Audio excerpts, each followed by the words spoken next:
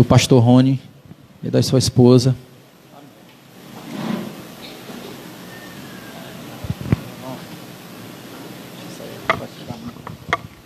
Amém, então, meus irmãos. Vamos orar pela vida do nosso irmão.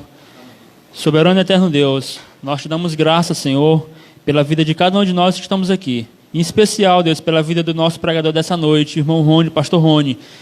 Oramos a Ti para que o Senhor use a vida dele, Deus, que ele venha ser a Tua boca, Deus, para a nossa congregação, que ele venha expor, Deus, a Tua palavra, Deus, assim como ela é, Jesus. Que o Senhor, Deus, abençoe cada um de nós que iremos ouvir, que Teu Espírito Santo, Deus, fale com cada um de nós, através da vida dele, Senhor.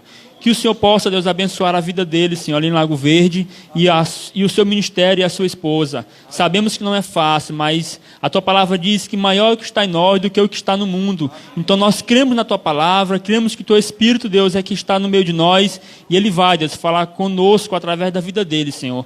Que o Espírito de paz, de tranquilidade, repouse sobre a vida dele e sobre a vida de cada um de nós. É isso que nós oramos, em nome de Jesus. Amém. Irmão, Deus abençoe a sua vida. Amém. Glória a Deus. As crianças para o culto infantil. As crianças para o culto infantil. Amém. Graça e paz, irmãos. Amém. Glória a Deus. Eu quero louvar a Deus pela oportunidade de estar aqui essa noite. O pastor Teixeira é como um pai para nós, apesar da nossa idade ser basicamente a mesma, mas uma referência para nós, e nós agradecemos muito a oportunidade de estar aqui essa noite. É com muita alegria que nós estamos aqui para trazer a mensagem do Senhor aos nossos corações. Eu não quero trazer uma mensagem de autoajuda, mas eu quero trazer uma mensagem que vai trazer a ajuda do alto aos nossos corações. Amém? Eu quero que você abra a sua Bíblia no livro de 1 Reis, capítulo 19. É um texto muito conhecido da Escritura, mas nós vamos reforçar, reafirmar aquilo que nós já conhecemos e talvez houve algo, trazer algo para o nosso coração que talvez a gente não ouviu nesse texto. 1 Reis, capítulo 19. O irmão Raifran, ele está vendo aí a questão do PowerPoint. Eu preparei uns slides, porque eu gosto de usar esse recurso, né? Ajuda a gente a visualizar melhor, a gravar melhor aquilo que vai ser falado, aquilo que vai ser ministrado. 1 Reis 19, do versículo de número 1 até o versículo de número 18. É uma leitura um pouco extensa, mas eu creio que é importante nós lermos toda essa passagem, para a gente não perder nenhuma parte dela. Amém? A palavra do Senhor diz assim: Acabe contou a Jezabel tudo o que Elias havia feito, e como havia matado todos os profetas à espada. Então Jezabel mandou um mensageiro a Elias para dizer-lhe: Que os deuses me castiguem, se amanhã a estas horas eu não tiver feito com a sua vida o mesmo que você fez com a vida de cada um deles. Elias ficou com medo, levantou-se e, para salvar a vida, se foi e chegou a Berseba, que pertence a Judá. E ali ele deixou o seu servo. Ele mesmo, porém, foi para o deserto, caminhando um dia inteiro. Por fim, sentou-se debaixo de um zimbro, sentiu vontade de morrer e orou: Basta, Senhor, tira a minha vida, porque eu não sou melhor do que os meus pais, ou do que os meus antepassados. Deitou-se e dormiu debaixo de um zimbro. E eis que um anjo tocou nele e lhe disse: Levante-se e coma. Elias olhou e viu, perto da sua cabeça, um pão assado sobre pedras em brasa e um jarro de água. Comeu, bebeu e tornou a dormir. O anjo do Senhor voltou, tocou nele e lhe disse: Levante-se e coma, porque a viagem será longa. Então Elias se levantou, comeu e bebeu. E com a força daquela comida, caminhou 40 dias e 40 noites, até Horebe, o monte de Deus. Ali entrou numa caverna, onde passou a noite. E eis que a palavra do Senhor veio a ele e lhe disse: o que você está fazendo aqui, Elias? Ele respondeu: tenho sido muito zeloso pelo Senhor, Deus dos exércitos, porque os filhos de Israel deixaram a tua aliança, derrubaram os teus altares e mataram os teus profetas à espada. Só fiquei eu, e eles estão querendo tirar-me a vida. Então foi-lhe dito: saia daí e fique diante do Senhor no monte. Eis que o Senhor estava passando, e um grande e forte vento fendia os montes e quebrava as rochas diante do Senhor, mas o Senhor não estava no vento. Depois do vento houve um terremoto, mas o Senhor não estava no terremoto. Depois do terremoto veio um fogo, mas o Senhor não estava no fogo. E depois do fogo veio o som de um suave sussurro. Quando Elias ouviu isso, cobriu o rosto com o manto e, saindo, pôs-se à entrada da caverna. Eis que veio uma voz e lhe disse: o que você está fazendo aqui, Elias? Ele respondeu: tenho sido muito zeloso pelo Senhor, Deus dos exércitos, porque os filhos de Israel deixaram a tua aliança, derrubaram os teus altares e mataram os teus profetas à espada. Só fiquei eu, e eles estão querendo tirar minha vida. Então o Senhor disse a Elias: vá, volte ao seu caminho para o deserto de Damasco.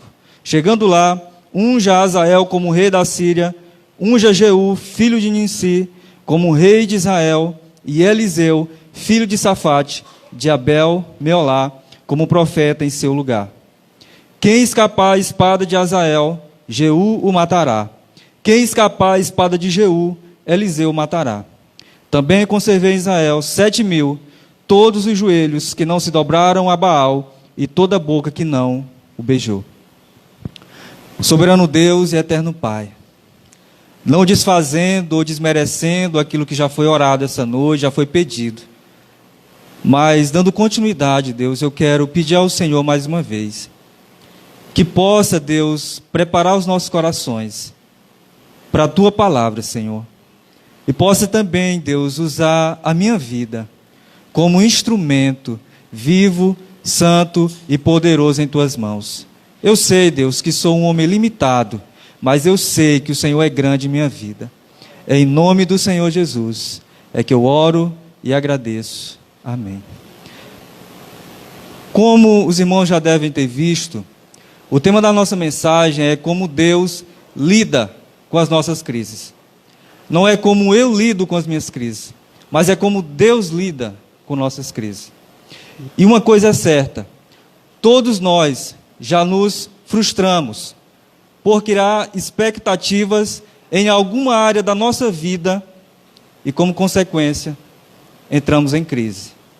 Passamos por crise de diversas formas: crise familiar, enfrentamos crise financeira, crise emocional, enfrentamos crise ministerial, quem é pastor, quem é obreiro, enfrentamos também crises espirituais na nossa vida. E nesses momentos, é muito comum nós nos sentirmos sozinhos, desamparados, sem ter a ajuda de ninguém, e, por vezes, achamos que Deus também nos desamparou. Achamos que Deus também nos deixou à nossa própria sorte. Mas será que isso é verdade? Será que Deus nos desampara quando nós estamos passando por momentos obscuros na nossa vida, por momentos de crise, até mesmo profunda? Hoje à noite, diante dessa história que nós acabamos de ler, nós vamos ver a história de um homem, de um profeta chamado Elias, e mostrar como Deus lidou com a crise daquele homem. E veja, se nós formos nos comparar com o profeta Elias, nós vamos nos sentir os mais insignificantes de todos os crentes da face da terra, porque foi um grande homem de Deus. Mas até mesmo os grandes homens e mulheres de Deus passam por crises, passam por problemas na sua vida. Nós vamos ver como Deus cuidou dele, como Deus encorajou ele, e vamos ver, e consequentemente, como Deus pode também fazer na nossa vida. Amém? Primeiro eu quero trazer um pouco do contexto histórico do livro de 1 Reis, desses livros. 1 Reis é um dos livros históricos do Antigo Testamento que narra como sucederam os reinados de todos os reis, na época principalmente do reino dividido, no período histórico em que Israel foi dividido, em que ficaram 10 tribos ao norte, e ficou chamado de Israel, e 2 tribos na parte sul, ficou conhecido como Judá. E especificamente, no período do profeta Elias, quem reinava era um rei chamado Acabe. Se você der uma olhada, no final do capítulo 16, você vai ver que esse homem, segundo a linguagem popular, era uma praga. Ele foi um dos piores reis que existiu nesse período, sendo que nenhum dos reis do norte prestaram para nada. Por consequência, futuramente eles foram exilados. Então, ele, como a maioria dos reis de Israel, praticou o pecado abominável a Deus chamado de idolatria. Ele adorou a Baal. Não só isso, fez um templo para esse Deus falso, chamado Baal. E pior, casou-se com uma mulher estrangeira, que era uma sacerdotisa desse Deus chamado Baal, cujo nome era Jezabel. E só esse nome, eu tenho certeza que os irmãos leem a Bíblia, você já sabe, que segundo a linguagem popular também, foi outra praga. Foi uma mulher muito má, uma mulher miserável. E nesse período, Elias foi o profeta levantado por Deus para combater a idolatria, principalmente a adoração a Baal. E Deus, por meio dele, ordenou, você conhece a história, que não chovesse sobre aquela região, sobre aquela terra. Eu sei que você sabe também que durou 3 anos e meio esse período de seca. Não houve chuva, não caiu uma gota d'água do céu. E nesse período, Deus, e claro, como punição, essa seca como punição, a Acabe e ao povo também, que não estavam adorando a Deus, estavam praticando idolatria, Deus esteve com esse profeta mesmo nesse período. Foi exatamente nesse período de seca que Deus mandou corvos para sustentá-lo. Foi nesse período que Deus o conduziu até a viúva de Sarepta. Você conhece também a história, não preciso me deter a isso. E foi nesse período também que ele ressuscitou o filho daquela mulher.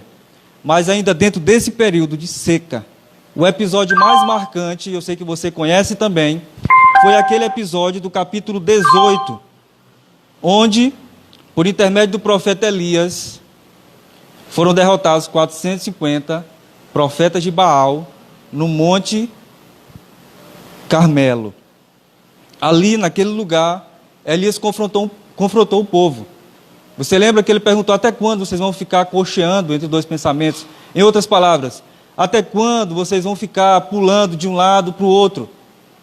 Se Baal é Deus, sirva-o. Se é o Senhor, ande com o Senhor. Mas esse acontecimento provou a ineficiência desse Deus chamado Baal e a grandeza e o poder de Deus. Mas na leitura que nós vemos aqui, e eu sei que você conhece muito bem também, esse acontecimento, esse fato de Elias ter destruído todos aqueles profetas, não agradou a rainha Jezabel. E ela, por consequência, enviou um mensageiro para avisar o profeta Elias de que da mesma forma que ele fez com os profetas de Baal, ela ia fazer com ele. Ou seja, ela ia matá-lo. De forma literal, ela não estava para brincadeira. Elias tinha a expectativa de que com isso o povo se arrependesse. Ou pelo menos aquela mulher e aquele rei também se arrependessem. Mas a expectativa dele foi frustrada. E qual foi a reação diante dessa situação? É o que nós lemos aqui, versículo 3. Elias ficou com medo. Levantou-se e, para salvar a vida, ele se foi. ele saiu. A partir desse momento em que Elias foge, em que Elias se esconde, é que eu quero apresentar para você como Deus lidou com a crise desse homem. Como Deus lidou com a crise desse profeta. Não era pela força dele. Por ele já tinha entregado os pontos. Mas eu quero que você veja como Deus fez. Como foi que Deus lidou com a crise do profeta Elias. E, consequentemente, pode lidar também com nossas crises, com nossos problemas. E eu quero apresentar 4 maneiras de Deus lidar com nossas crises. E no momento da crise, primeiramente, Deus nos sustenta. Eu gostaria que passasse o slide. E já foi passar, eu até perdido. Deus nos sustenta, certo? Como eu havia falado, versículos 5b até o 8. Elias esperava que aquela mulher se rendesse diante de tudo que Deus tinha feito por intermédio dele, lá no Monte Carmelo principalmente. Mas como isso não aconteceu, o coração daquele homem temeu, ficou com medo daquela mulher, temeu a morte, resolveu fugir, foi para Beceba, deixou o seu servo e partiu na caminhada rumo ao deserto, para se isolar. E a caminhada durou um dia inteiro. E então ele sentou-se debaixo de um zimbro. O zimbro era uma árvore que, segundo os comentaristas, dava até 3 metros. Uma árvore que dava uma sombra boa ali. Então ele expressou toda a sua frustração, toda a sua desesperança, nessa oração que a gente vê bem aqui no versículo 4. Ele disse, vou ler todo o versículo. Ele mesmo, porém, foi para o deserto, caminhando um dia inteiro. Por fim, sentou-se debaixo de um zimbro, sentiu vontade de morrer e orou. Basta, Senhor, tira a minha vida, porque eu não sou melhor do que os meus pais. Talvez até a gente já tenha feito uma oração semelhante. Não é porque nós servimos a Deus, porque nós somos crentes, que nós não passamos por momentos adversos, não passamos por adversidades. E talvez tenha sido uma oração sincera. Mas graças a Deus que Deus não deu nem ouvido para essa oração. Mas quem sabe, algum de nós já fez uma oração semelhante também. Depois dessa oração, onde ele expressa todo o seu desespero, ele fez o quê? Ele deitou e dormiu ali, naquele local. Ao que tudo indica, ele não queria sair dali tão cedo. Mas Deus interveio na situação. Isso é o que importa.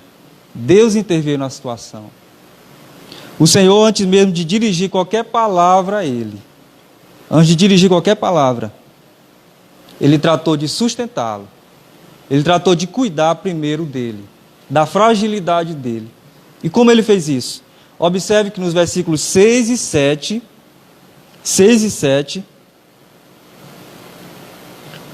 aliás, no versículo 5 primeiro, Deus envia um anjo. Esse anjo o acorda com comida para ele e água também, para que ele possa fortalecer o corpo fragilizado dele, da viagem, do cansaço, do esgotamento emocional também.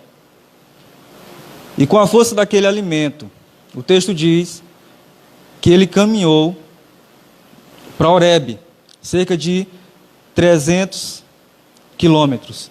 Horebe é o mesmo Monte Sinai, aquele mesmo local onde Moisés recebeu a lei, onde Moisés passou para o povo, onde Moisés teve experiências com Deus também. Há certa similaridade nessa história com a história de Moisés. O povo de Israel, por exemplo, passou 40 anos no deserto, sustentado apenas por Deus. Elias também experimentou algo parecido também no Monte Sinai. Bom, mas o que eu quero focar aqui? Primeiro, que Deus cuidou dele, porque ainda não havia finalizado a missão. Ainda não havia acabado a missão. Qual era a principal missão de Elias? Era destruir a adoração a Baal. Era pregar contra isso. Deus primeiramente tratou de sustentá-lo, sem dizer qualquer palavra para ele. E dessa forma, Deus também nos ensina como cuidar de alguém que está em crise. Como nós devemos cuidar. De início, Ele não lançou em rosto a situação. Ele não disse: olha, rapaz, te levanta daí, vai procurar o que fazer. A tua missão não acabou, por que é que tu está aqui? O que é que está acontecendo contigo? Primeiro, Ele não fez isso. Ele tratou, muito obrigado. Ele tratou primeiro de cuidar, alimentar ele, sustentar ele. E muitas vezes, trazendo para a nossa realidade, quando nós nos deparamos com uma pessoa assim, a gente quer logo jogar Deus na cara dela. Rapaz, isso daí é falta de Deus. Se apega com Deus. Não sabe qual é a necessidade da pessoa. Não sabe se a pessoa se alimentou naquele dia, se ela está se alimentando bem, qual é o problema dela, o que ela está passando. A gente não pergunta primeiro se a pessoa está bem, se ela comeu, se ela se alimentou, se ela precisa de algum tipo de ajuda. A gente quer logo apresentar Deus para ela. É claro que a gente vai fazer isso. Mas primeiro a gente tem que observar, ver o que aquela pessoa está precisando, né? Qual é o problema dela. Eu conheço uma pessoa que, se não fosse Deus para sustentar, ela tinha sucumbido. Por causa das palavras, a gente não pode dizer o nome, né? Mas era uma missionária, que estava passando por uma crise terrível, estava com problema de depressão, o peso do ministério, os problemas. Alguém chegou para ela e disse assim: olha, deixa de frescura. Isso daí, sabe o que é? Falta do que fazer. Será que é assim? Deve ser a nossa abordagem? Isso aumentar a crise da mulher, o problema dela. Ainda que os homens não entendam, Deus nos entende. Deus nos conhece. Deus trata de nos fortalecer no momento da fraqueza. Você lembra daquele texto de 2 Coríntios 2, 9? O poder de Deus se aperfeiçoa na nossa fraqueza. Então, quando nós somos fracos, é que somos fortes. Esse momento de Elias, bem como de outros personagens da Bíblia, talvez você lembre aí desses outros personagens também: Jó, Moisés, Jeremias e Jonas. Sabe o que esses personagens têm em comum com Elias? Todos eles pediram a morte para Deus. Foram pessoas que oraram pedindo a morte para Deus. Mas ensina para nós que até mesmo os heróis da fé, aquelas pessoas que a gente olha e elas são exemplo para nós, elas também passam crises. Eles podem ser heróis da fé, pessoas de Deus, mas continuam sendo vasos de barro. São pessoas que têm suas fragilidades. Nós temos nossas fragilidades. Nós temos nossos problemas. E o vaso de barro, ele depende totalmente de Deus. Significa que nós dependemos totalmente de Deus.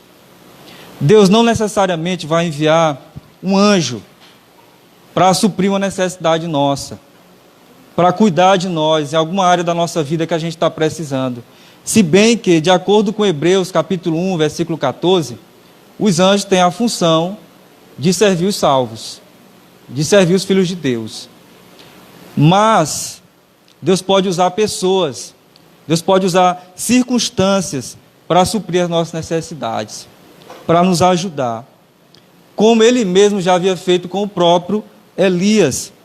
Como eu disse no princípio, no momento da seca, Ele enviou corvos para alimentar ele.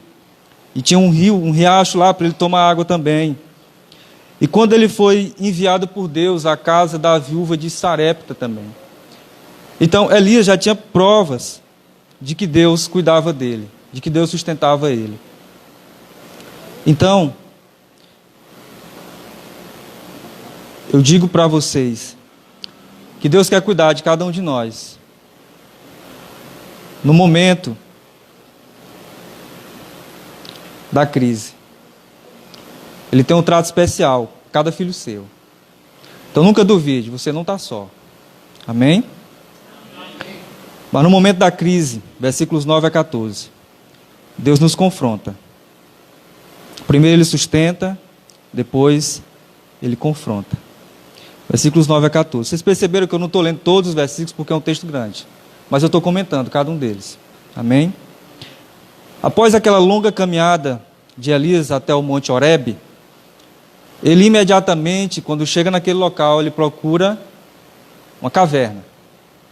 Caverna é um lugar de isolamento, demonstrando que ele quer se isolar de tudo, quer se isolar de todos. E ali o Senhor começa a confrontar o profeta Elias com a seguinte pergunta.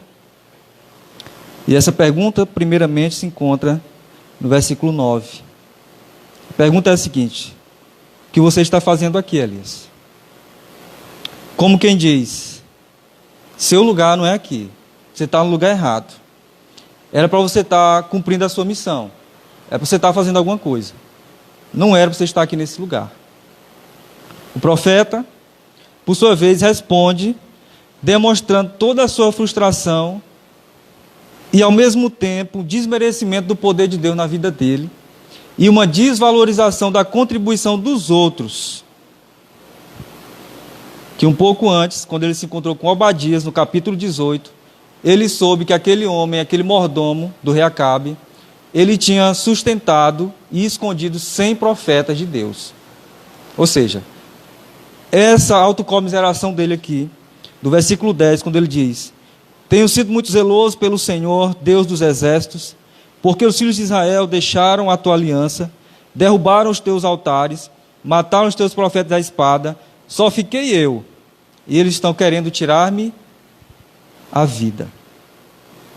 Ele está desmerecendo o poder de Deus, porque Deus já havia demonstrado para ele que estava com ele, em todos os momentos. E quando ele diz que está só, que só restou ele, está desmerecendo também a contribuição dos outros. Depois de ouvir a resposta dele, Deus ordena que ele saia da caverna. Então, ele vai fazer com que aconteçam 4 manifestações, certo? Nas 3 primeiras, um vento forte, um terremoto e um fogo, semelhantes ao ocorrido no episódio de Moisés também, no capítulo 19 de Êxodo, Elias não moveu uma palha. Mas, na 4ª manifestação, que a Bíblia diz que era um vento suave, como um sussurro, Elias conheceu, percebeu, teve a percepção de que era Deus. Ele pôs o manto na cabeça e foi para a entrada da caverna. Bom, isso não é tão fácil de interpretar, de entender, de compreender. Mas os comentaristas dizem, alguns deles, significa que Deus está demonstrando para o profeta Elias que nem sempre ele age de modo visível e estrondoso, como fogo, terremoto, mas que ele age também no silêncio. Que Deus está nos bastidores, cumprindo o propósito dele mesmo. Ele está sempre agindo nos bastidores, mesmo que a gente ache que Deus está em silêncio. Mesmo que nós achemos que Deus não está trabalhando, que Deus não está agindo. Deus, então, depois disso, depois de mostrar isso para ele, faz a mesma pergunta. Ele faz por 2 vezes. O que você está fazendo aqui, Elias? E houve a mesma resposta do profeta Elias. Mas eu quero destacar aqui primeiramente que Deus quebrou o silêncio para mostrar para o profeta Elias de que ainda não era o fim, de que ele ainda tinha uma missão a continuar, ainda tinha algo a fazer. Com isso nós aprendemos algumas coisas importantes. Muitas de nossas crises, principalmente espirituais, acontecem porque nós desmerecemos os feitos de Deus na nossa vida. Porque nós desmerecemos o poder de Deus na nossa vida. Nós olhamos para a crise do presente, para a situação do presente, e esquecemos do que Deus fez conosco no passado, talvez até recente, do que Ele vai fazer também no futuro. E isso acaba fazendo com que nós achemos que somos a última bolacha do pacote, como ele achou. Os melhores, o que se configura o pecado de orgulho. Quando a gente não está só, mas se sente só, mesmo tendo pessoas conosco, nós estamos demonstrando certo orgulho, como o profeta Elias. Ele só restou eu. Só tem eu. O povo tudo te abandonou. Só eu que sou a pessoa fiel a ti. Só eu permaneci. Segundo, a despeito da nossa situação, da situação que para nós parece não ter saída, Deus continua agindo nos bastidores para nos reerguer, para que a gente possa continuar a missão que Ele nos deu, a obra que Ele nos concedeu. Terceiro, Deus nos confronta para nos chamar a uma avaliação de nós mesmos, para nos fazer prosseguir. Quando Ele pergunta, o que você está fazendo aqui? Não era para você estar aqui. Era para você estar fazendo o que eu disse para você fazer. Você está aí parado. E nós ficamos em crise, diversas áreas da vida. Às vezes na nossa família, e Deus está nos confrontando. Marido, o que é que você está fazendo aí? Bora lá, cuida da tua esposa, cuida dos teus filhos. Talvez nos estudos, quem estuda, por exemplo, o pai te esforça mais, estuda mais, se empenha mais, se dedica mais. Muitas pessoas, quando elas vão, por exemplo, para a faculdade, universidade, quando são crentes, elas deixam Deus de canto. E acham que se formou pela capacidade delas, sem uma busca por Deus, sem pedir a direção de Deus, sem colocar Deus na frente da vida. E as coisas não são assim. No trabalho também, Deus pode nos confrontar. Não a gente sair do trabalho, mas agradecer o trabalho que Ele deu, ao invés de ficar reclamando, ao invés de ficar murmurando. A nossa vida espiritual também, nós passamos por crises, porque muitas vezes nós deixamos de fazer o que é básico na vida de um crente. E Deus confronta cada um de nós ao buscarmos pela palavra de Deus, a ler a palavra de Deus, a meditar na palavra de Deus. Deus também nos confronta a oração. Deus nos confronta no discipulado. E às vezes as coisas não acontecem. Os frutos não vêm. Mas porque a gente está na inércia. E Deus nos confronta. Deus nos chama. Eu não sei que tipo de crise você já passou, tem passado ou vai passar. Uma certeza eu sei. Você vai passar em algum momento. Assim como eu também. Nós temos que aprender a ouvir a voz de Deus, que é maior do que qualquer crise que a gente passe. Amém? Amém. Então Ele pergunta a nós. Eu quero que, ao invés de você colocar o nome de Elias, coloque o seu. Certo? Essa pergunta que Deus fez para ele aqui, no versículo de número 3. Aliás, versículo de número 9. Você coloca o seu nome, em pensamento, você não precisa falar. Deus pergunta assim, o que você está fazendo aqui? Põe o seu nome aí. Deus tem confrontado as nossas motivações. Então aceite. Pare de dar desculpas, de se autocomiserar e prossiga e caminhe. Terceiro, no momento da crise, Deus nos comissiona. Versículos 15 a 17. Eu quero ler esses 3 versículos, que eles são bem curtinhos. Diz assim: Então o Senhor disse a Elias, depois dele ter dado aquela desculpa dele de novo: Vá, volte o seu caminho para o deserto de Damasco. Chegando lá, unja Azael como rei da Síria, unja também Jeú, filho de Ninsi, como rei de Israel, e Eliseu, filho de Safate, de Abel-Meolá, como profeta em seu lugar. Quem escapar à espada de Azael, Jeú matará. Quem escapar à espada de Jeú, Eliseu o matará. Após Deus confrontar o profeta Elias, Deus ordena que ele se levante. Perceba, primeiro ele sustentou, depois ele chamou a atenção do profeta Elias, depois ele manda ele se levantar e dar continuidade. Ele ordena que ele se levante e vá para Damasco.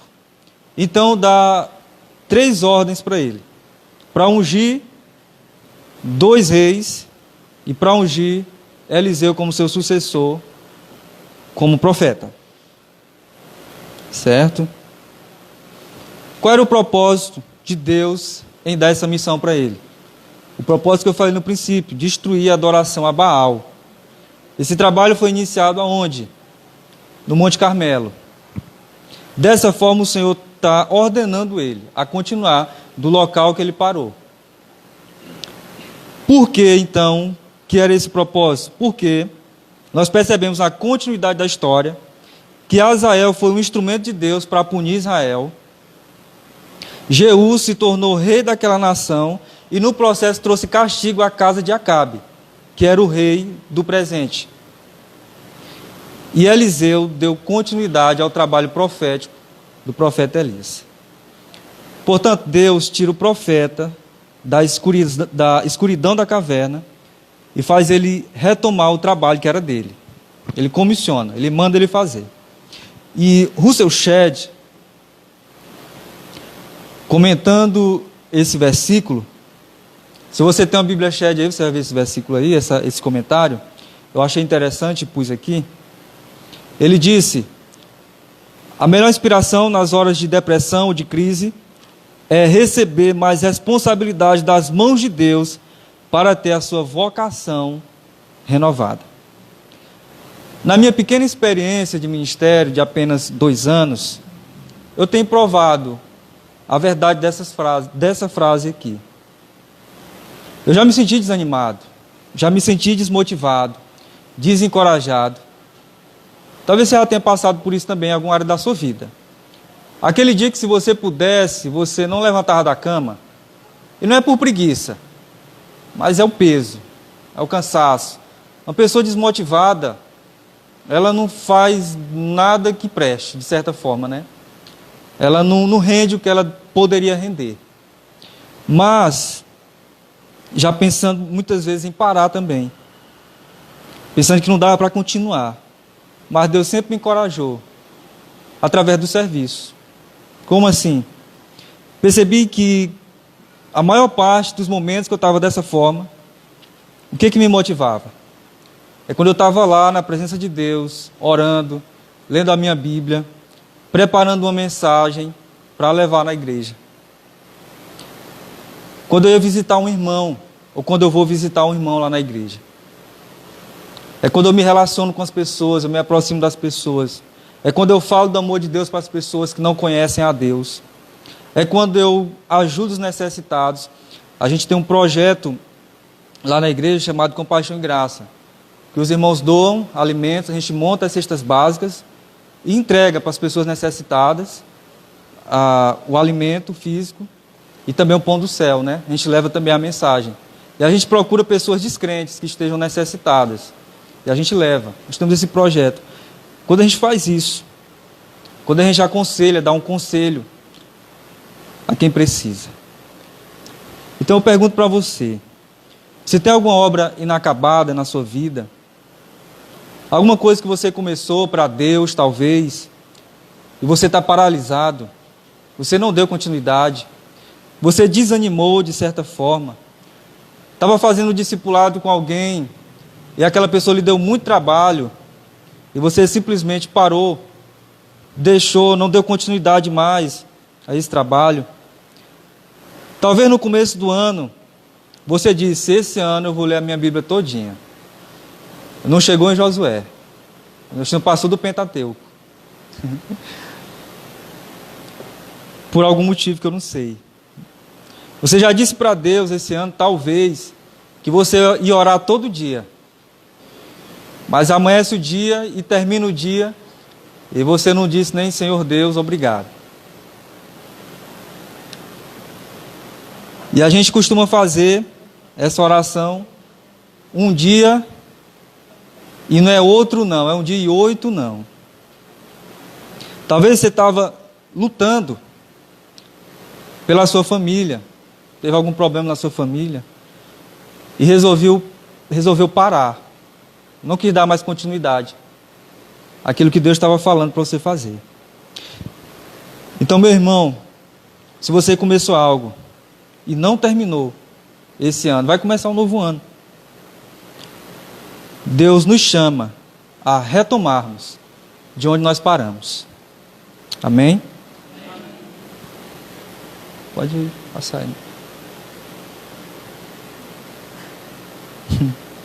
Não coloquei essa frase. Deus quer ver cada um de nós na ativa. Deus não quer ver nenhum filho seu isolado, dentro do quarto, na caverna, não importa, não sei aonde. Ele quer nos tirar do fundo do poço, da inércia, e nos usar como instrumentos vivos, santos e poderosos em suas mãos. Ele quer que o nosso dom e o nosso coração seja reavivado para dar continuidade à obra dele. Amém? Por último, no momento da crise, Deus nos consola. Já no final da história, perceba, Deus primeiro sustentou o profeta, depois Deus confrontou as motivações do profeta, depois Deus comissionou, deu trabalho, disse, continue aí, cara, não parou ainda. No final é que ele vai trazer o consolo para ele, certo? No versículo 18, diz assim, também conservei em Israel 7.000, todos os joelhos que não se dobraram a Baal, e toda a boca que não o beijou. Deus revela algo para esse profeta desanimado, que traria o consolo necessário para o coração dele, para ele dar continuidade à missão. Pode passar, irmão. O que é mais consolador para alguém que está se sentindo sozinho com medo? Pode passar. É saber que não está só. Deus diz claramente, eu conservei também em Israel 7.000, todos os joelhos que não se dobraram a Baal e toda a boca que não beijou. Isso nos mostra que Deus estava agindo realmente nos bastidores, conservando um remanescente fiel. E que o profeta Elias não estava só. Com isso, Deus mostra a ele que ele não precisava mais ficar ali. E também que Deus não fica sem recursos. Ainda que não fosse o profeta Elias, Deus tinha pessoas fiéis que ele já tinha separado para dar continuidade à obra, para dar continuidade ao trabalho. A gente pode pensar até num princípio, né? Principalmente de liderança. Às vezes, quando a gente ocupa um cargo, por exemplo, nós achamos que somos insubstituíveis, que ninguém vai fazer do meu jeito, ninguém vai fazer da forma que eu faço. Engano nosso. Deus pode levantar alguém que faça muito melhor do que a gente. Possa ser um líder de pequeno grupo melhor do que a gente. Possa ser um obreiro melhor do que a gente. Possa ser um profissional melhor do que a gente. Nós não somos insubstituíveis. Deus continua a obra dele, conosco ou sem a gente. Deus dá continuidade. Porque a obra é de Deus, a obra não é nossa. Por Elias, tinha encerrado aqui. Você percebeu que Deus continuou agindo. Deus lidou com o problema daquele profeta, daquele homem.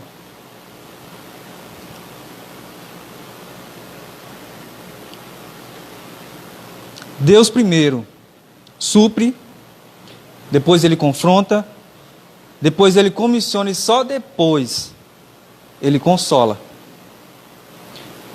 E Deus, irmãos, é especialista em consolar e estimular o homem, a mulher, mais desanimado e desencorajado. Inclusive, eu e você. A Bíblia nos diz, em 2 Coríntios 1,3, que Deus é o Pai de misericórdias e Deus de toda consolação. Se nós obedecermos a Deus, obedecemos a Jesus, nós temos também a promessa que nos consola. E eis que estarei convosco todos os dias, até a consumação dos séculos. Eu peço que você reflita por um instante, algum momento da sua vida, talvez recente, ou talvez lá para o passado, que você enfrentou um momento de crise. Você consegue lembrar como foi que Deus lidou com você? Você consegue lembrar o tamanho da graça que Deus deu a você? O quanto Deus demonstrou misericórdia com você? Quando você achava, talvez, que tinha parado ali. Pronto. Mas Deus continuou agindo. Deus continuou manifestando a sua misericórdia. Deus continuou consolando nosso coração. E ai de nós, se não fosse o consolo de Deus no nosso coração.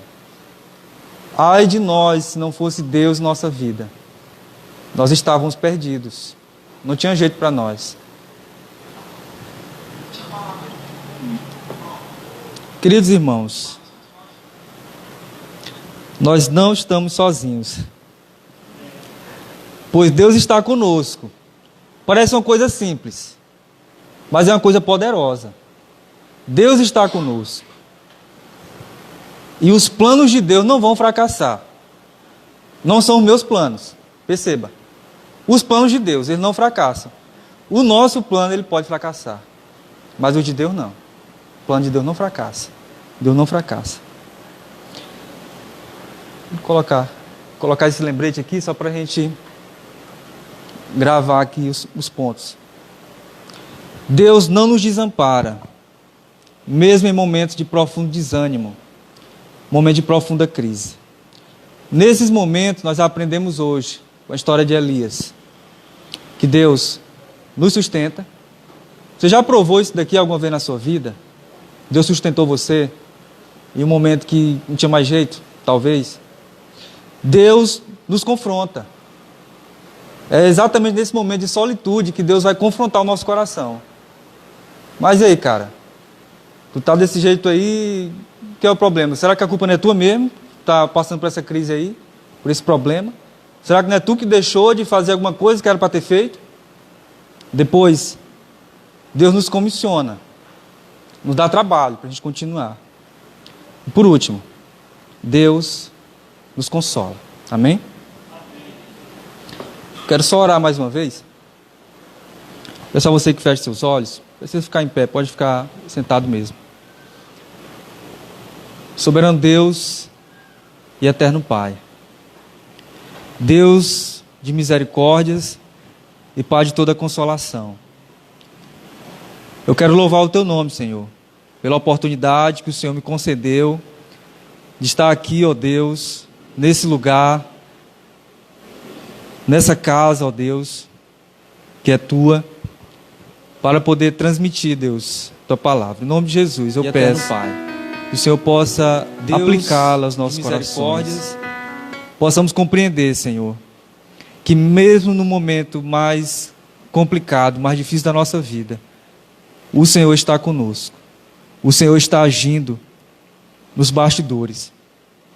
Basta que nós tenhamos a percepção, Deus, de que o Senhor verdadeiramente está conosco. Deus, muito obrigado por todos os momentos que o Senhor trouxe consolo ao nosso coração, por todos os momentos que o Senhor nos sustentou, por todos os momentos que o Senhor nos confrontou.